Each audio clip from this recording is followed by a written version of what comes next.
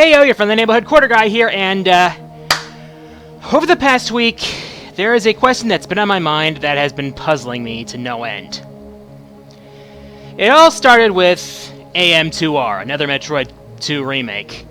It was a fan-made remake of Metroid 2 Return of Samus that got released like last week, and in a matter of a couple days, got subject to DMCA takedowns from Nintendo. And more recently, another fan game for a Nintendo franchise suffered the same fate. That being the fan-made Pokemon Uranium. And, fan-made games have been a bit of a legal puzzle for me. It's like, apparently, making fan games is technically illegal if you use the same IP that's been used by another company. And yet, Nintendo's taken down 2 fan projects in the last week, and yet... Then we have companies like Sega and Capcom, specifically with fan games involving Mega Man and Sonic. They seem to be all too welcoming to those sort of thing. I mean, not a single Mega Man game I've seen has gotten a takedown notice.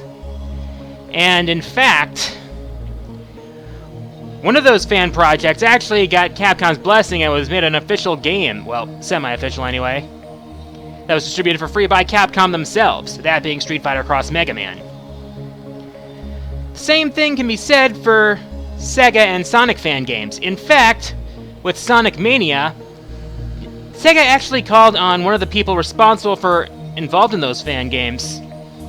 So, what puzzles me in particular is, why is it Nintendo in particular that's so protective of their IPs that they'll take down fan games? Granted, it's in their legal right to do so, but the timing of these takedowns couldn't be worse. And especially, with Sun and Moon in November and Metroid Prime Federation Force, the Metroid game that pretty much nobody wanted, from what I understand. I mean, taking a look at the like-to-dislike ratio on every Fed Force trailer.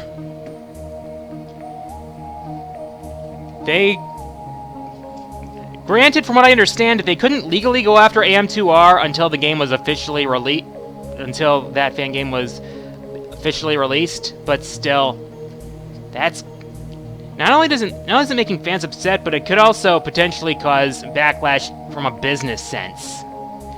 It feels kind of like a lose-lose situation for everyone involved.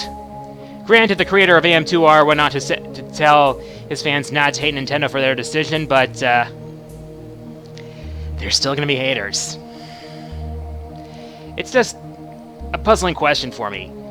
It's why are Nintendo in particular so protective of their IPs when Capcom and Sega have been just fine with fan-made games? I mean, I've actually streamed a few Mega Man fan games, including Mega Man Super Fighting Robot and Mega Man Rock Force, which are honestly really good, especially from the fan-made standpoint. I don't know, it just puzzled me. I just thought I'd offer up my 2 cents on the offer, well, my 25 cents on the whole thing.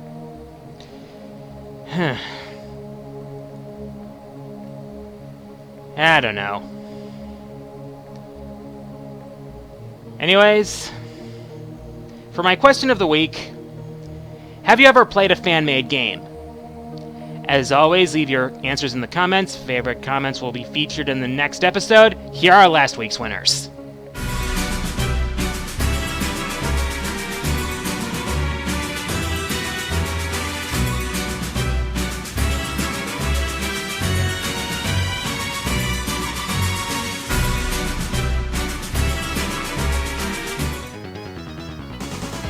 And with that, time for the Fourth Wall Mailbag. As always, send me your questions via YouTube message. I'll pick my favorite ones and feature them on the next episode. First question this week comes from PSB123, who asks, thoughts on Konami's Contra series? Oh man, that series is just... It's just a lot of fun. It's really hard, but it's just plain simple shoot 'em up action. It's just awesome. I played first two Contra games on the NES, Contra 3 on Super Nintendo, Contra 4 on the DS, Contra Rebirth on WiiWare, and I gotta say, it just makes me sad how far Konami has fallen in the eyes of consumers and in their business practices, but Contra has always been fun for me. Hard fun, but fun nonetheless. And yeah, Konami code.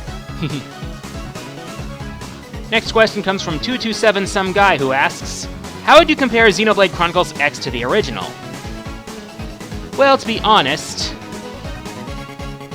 I basically put it like this. In terms of gameplay, I prefer Xenoblade Chronicles X, and in terms of the scope of its world. But in terms of story and characters, I'd say the original Xenoblade is better. I mean, yeah, it's one thing that you have an Avatar character, but it didn't really have to come at the expense of developing the other characters too well. I felt that the characters from the original Xenoblade were just better. Better developed, better written, just better. But still, in terms of the gameplay, I thought Xenoblade X was better, especially with the soul voice system and with the skells. It's just so satisfying to explore in a giant robot. Next question comes from Mr. Flame and Watch, who asks, what do you think of Team Skull? Yes, spoilers from the Sun and Moon trailer ahead, so if you want to go in blind, just skip ahead. Basically, when I first saw Team Skull, I was immediately reminded of The World Ends With You and their Reapers. I mean, the way they dress, they basically dress like a Shibuya street gang. I mean, well, I will say this, they do dress better than Team Flare did. And then I saw Guzma. I mean, seriously, with his look and the way he talks, when I saw that certain line, you wanna know what destruction looks like? Here it is in human form. It's your boy Guzma. The first thing that popped into my head was, how do you do, fellow kids?